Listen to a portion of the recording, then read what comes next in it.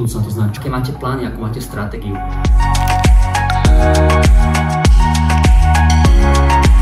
Tady ta holčina to vyhrála a ty šaty jsou vyrobený z 200 pásů z auta.